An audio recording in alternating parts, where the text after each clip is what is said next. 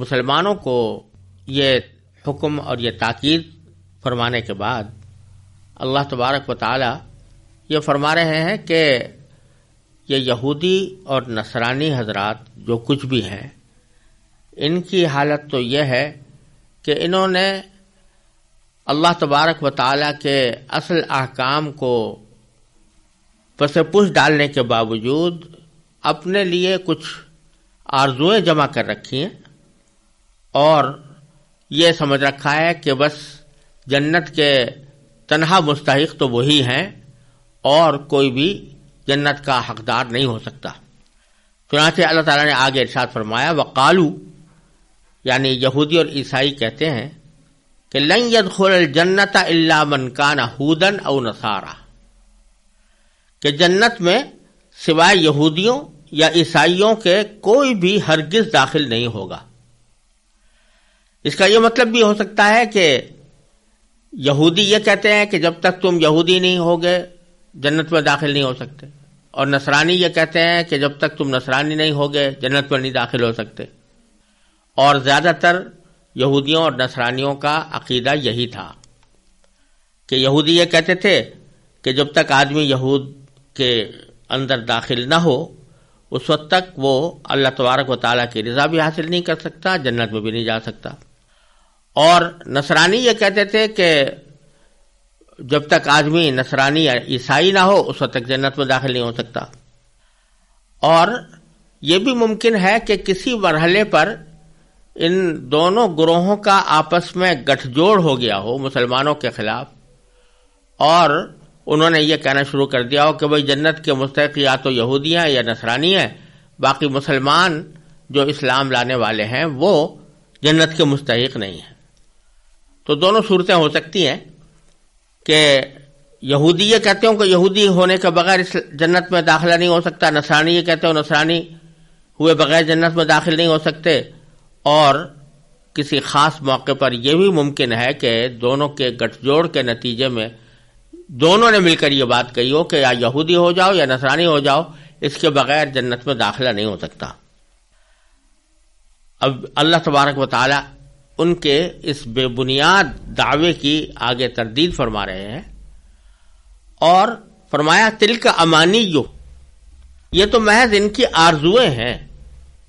اپنے دلوں میں آرزویں پکا رکھی ہیں کہ بس جنت کے تنہا حقدار ہم ہیں۔ قل، نبی کریم سرور عالم صلی اللہ علیہ وسلم سے خطاب کر کے فرمایا جا رہا ہے کہ آپ کہیے کہ ہاتو برہانکم، لے آؤ اپنی کوئی دلیل، ان کنتم صادقین، اگر تم اپنے اس دعوے میں سچے ہو۔ یعنی یہ جو تم نے کہا ہے کہ جنت میں سوائے یہودی اور نصرانی کے کوئی اور داخل نہیں ہو سکتا،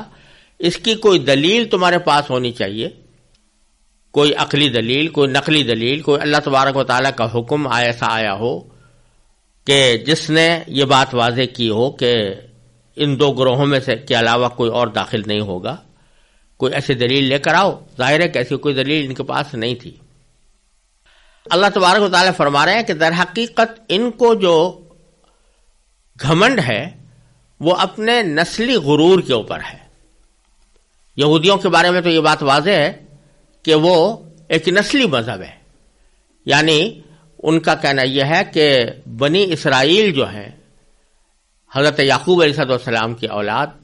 صرف وہی اللہ کے چہیتے، لاڈلے اور محبوب بیٹے ہیں، اور باقی ساری دنیا ان کے مقابلے میں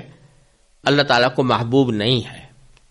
لہذا اگر کوئی شخص کتنا ہی نیک ہو جائے،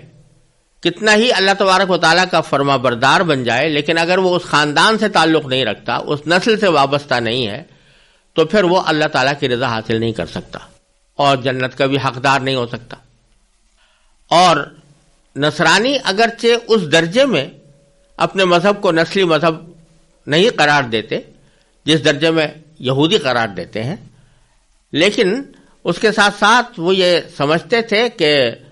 صرف بنی اسرائیلی کے اندر نبوت اور رسالت منحصر ہے،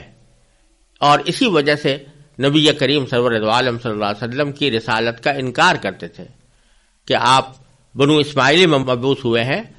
اور بنو اسماعیل کو حق نہیں پہنچتا کہ ان میں کوئی پیغمبر ہو،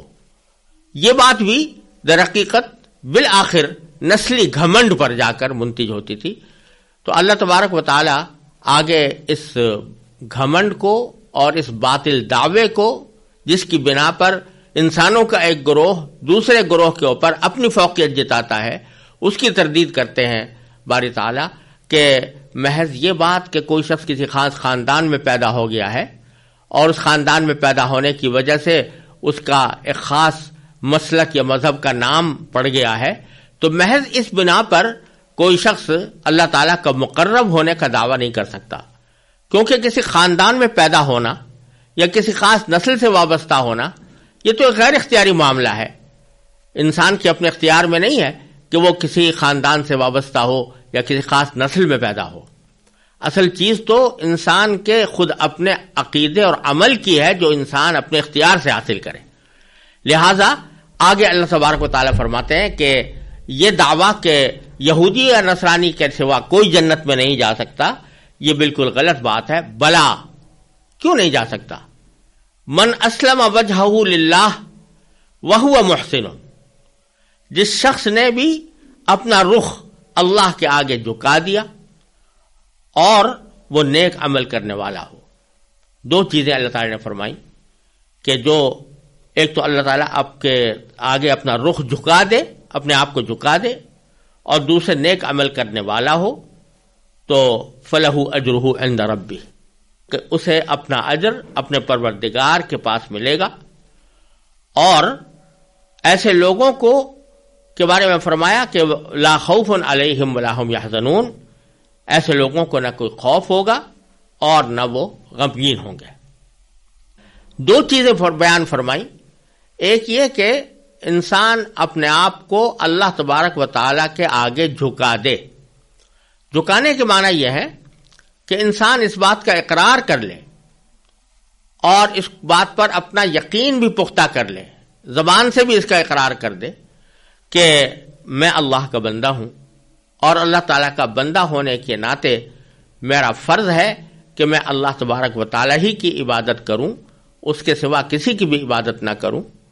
اور اسی بندہ ہونے کے ناطے میرے ذمہ ضروری ہے کہ اللہ تبارک و تعالیٰ کی طرف سے جو کوئی بھی حکم آئے گا میں اس کی پابندی کروں گا. یہ ہے معنی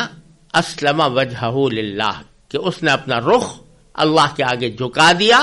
یعنی اپنے آپ کو اللہ تعالیٰ کا تابع فرمان قرار دے دیا، اس کا اقرار کر لیا، اس کا اعتراف کر لیا، دل میں اس بات کو مان لیا. دوسرے الفاظ میں اس کو کہہ لیجئے کہ ایمان لے آیا. اور دوسری چیز فرمائی وہ محسن، کہ ساتھ ہی وہ نیک عمل کرنے والا ہو. یعنی یہ کافی نہیں ہے کہ زبان سے آدمی اقرار کر کے بیٹھ جائے اور دل میں مان بھی لے، لیکن جب عمل کرنے کا وقت آئے تو اللہ تبارک و تعالیٰ کے احکام پر عمل نہ کرے بلکہ اپنے خواہشات کے پیچھے چلے، تو اس صورت میں بھی اس کو مکمل نجات حاصل نہیں ہو سکتی. لہذا دو چیزیں ضروری ہیں اللہ تبارک و تعالیٰ کے ہاں رضا حاصل کرنے کی اور جنت حاصل کرنے کی. ایک ایمان لانا، جس کو اسلم وجہہ للہ سے تعبیر فرمایا کہ اس بات کو اپنے دل میں بٹھا لے، اس کا اعتراف کر لے کہ میں اللہ کا بندہ ہوں اور اللہ ہی کے آگے مجھے جھکنا ہے، اللہ کے سوا کسی کے سامنے نہیں جھکنا. اور دوسرے یہ کہ اس اعتراف اور اقرار کے مطابق اپنی زندگی کو ڈھال بھی لے اور اللہ تعالیٰ کے احکام پر عمل کرے تو اس کا اجر اپنے پروردگار کی طرف کے پاس ہوگا. اس کا کسی رنگ سے کسی نسل سے تعلق نہیں. جو آدمی یہ دو شرطیں پوری کر دے گا، چاہے وہ کسی نسل سے تعلق رکھتا ہو، کسی ایسی نسل سے تعلق رکھتا ہو جو دنیا میں نیچی نسل سمجھی جاتی ہے، نچلی سمجھی جاتی ہے، لوگ اس کی عزت بھی نہیں کرتے، لیکن اگر وہ ان دو شرطوں کو پورا کرتا ہے تو اللہ تبارک و تعالیٰ کے ہاں اس کا درجہ بہت اعلیٰ ہے. اسی لیے نبی کریم سرور دو عالم صلی اللہ علیہ وسلم نے خطبہ حجۃ الوداع کے موقع پر صاف صاف فرما دیا کہ لا فضل لعربی علی عجمی، کہ کسی بھی عرب کو کسی عجمی شخص کے اوپر کوئی فوقیت نہیں، اپنے وطن کے لحاظ سے، اپنے نسل کے لحاظ سے، اپنے رنگ کے لحاظ سے اس کو کوئی فوقیت نہیں، الا بالتقوی. اگر فوقیت ہوگی تو تقوی کی وجہ سے ہوگی، جیسا کہ قرآن کریم نے فرمایا کہ سورہ حجرات کے اندر کہ ہم نے بے شک تمہیں مختلف خاندانوں میں پیدا کیا ہے، جعلناکم شعوبا وقبائل، لیکن یہ خاندان اور یہ قبیلے یہ صرف اس لیے ہے لتعارفوا، تاکہ تم ایک دوسرے کو پہچان سکو، تمہیں پتہ چل سکے کہ کون کس خاندان کا آدمی ہے۔ لیکن جہاں تک فضیلت کا تعلق ہے، فضیلت کا اس قبیلے سے کوئی تعلق نہیں، رنگ اور نسل سے کوئی تعلق نہیں۔ تعلق کس بات سے ہے؟ ان اکرمکم عند اللہ اتقاکم، اللہ کے نزدیک تم میں سب سے زیادہ فضیلت والا، سب سے زیادہ عزت والا وہ ہے جو تم میں سب سے زیادہ متقی ہو۔ لہذا یہ سمجھنا کہ بنی اسرائیل میں سے اگر ہے تو بے شک وہ اللہ تعالیٰ کا مقرب ہے، اور بنی اسرائیل کے خاندان سے اگر ہٹ گیا تو وہ اللہ تعالیٰ کا مبغوض ہے، یہ بالکل غلط بات ہے۔ اس لیے فرمایا کہ جو لوگ یہ دو شرطیں پوری کر دیں گے تو ان کا اجر ان کے پروردگار کے پاس ہوگا۔ اور پھر ایک ایسا جملہ ارشاد فرمایا کہ اس سے جنت کی نعمتوں اور لذتوں کا ایک تصور اگر انسان قائم کرے تو یہ تنہا یہ لذت اور یہ نعمت بھی انسان کے لیے بہت عظیم نعمت ہے۔ کیا کہ لا خوف علیہم، نہ ان کے اوپر کوئی خوف ہوگا، ولا ہم یحزنون، اور نہ وہ غمگین ہوں گے۔ خوف ہوتا ہے آئندہ کے کسی واقعے کا، اندیشہ ہوتا ہے کہ مجھے کوئی چوری نہ کر لے، کوئی مجھے لوٹ نہ لے، کوئی دشمن میرے اوپر حملہ آور نہ ہو جائے، کوئی میری عزت نہ خراب کر دے۔ اس قسم کے خوف انسان کو اپنے مستقبل کے بارے میں اور آئندہ آنے والے زمانے کے بارے میں ہوا کرتے ہیں، اور کوئی بھی فرد اس دنیا میں اس خوف سے خالی نہیں، کتنا ہی بڑا صاحب اقتدار ہو، بادشاہ ہو،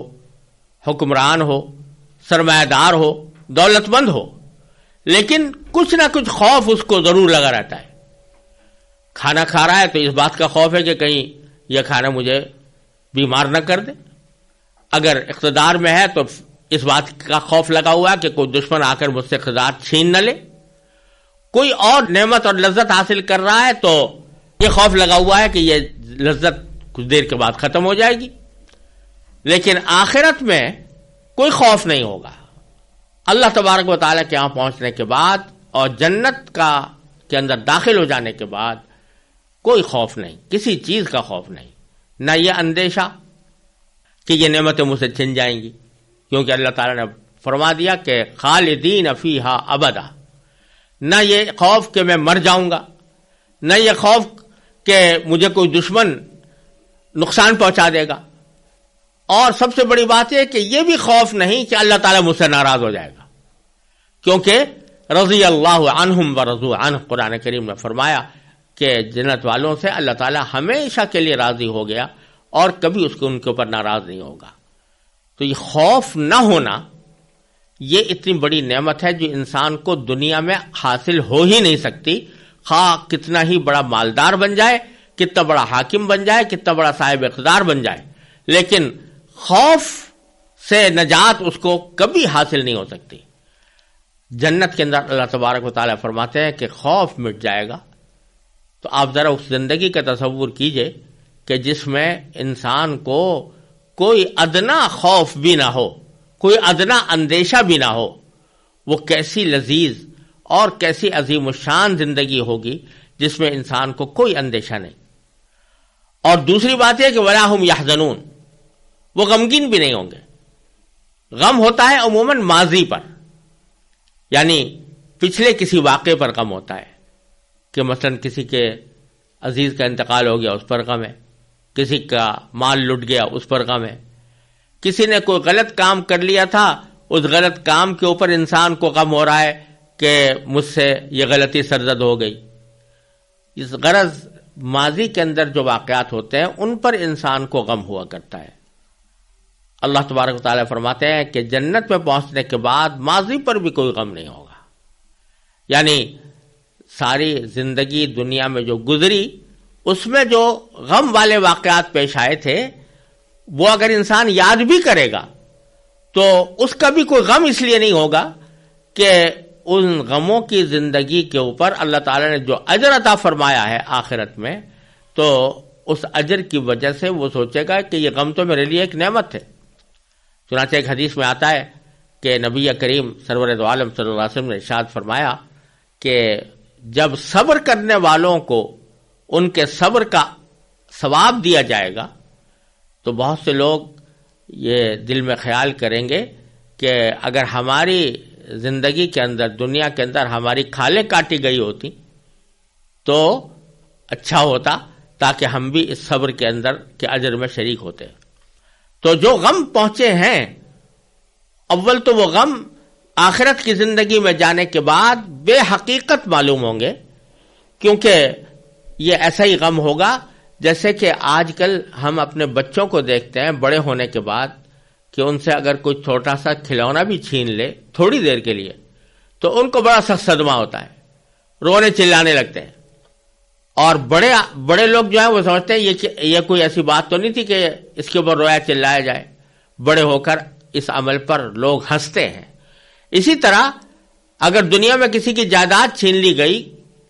اور اس کے اوپر دنیا میں اس کو غم ہوا، جب آخرت میں پہنچے گا تو اس کو وہ غم ایسا ہی معلوم ہوگا جیسے کسی بچے سے کھلونا چھین لینے کا غم ہوتا ہے۔ تو اول تو وہ غم بے حقیقت معلوم ہوگا، دوسرے اس کے اوپر اللہ تعالیٰ نے جو اجر و ثواب عطا فرمایا آخرت میں، اس اجر و ثواب کی وجہ سے انسان اس غم کو بھی یہ سمجھے گا کہ یہ تو حقیقت میں میرے لیے ایک نعمت تھی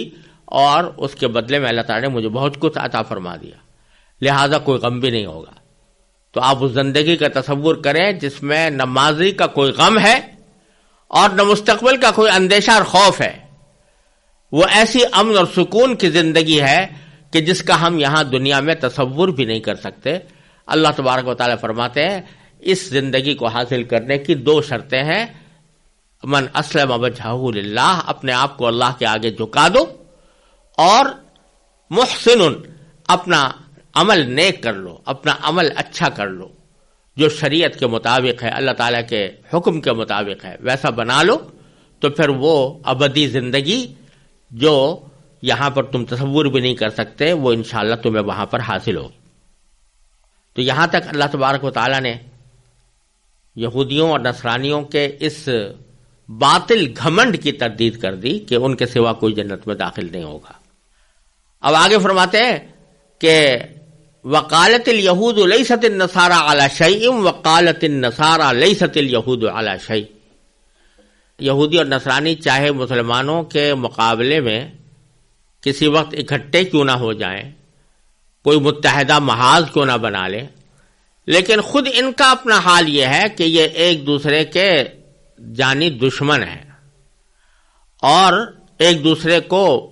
مکمل طور پر باطل سمجھتے ہیں۔ چنانچہ فرمایا کہ وقالت الیہود، یہودیوں نے یہ کہا ہے کہ لیست النصارى علی شیء،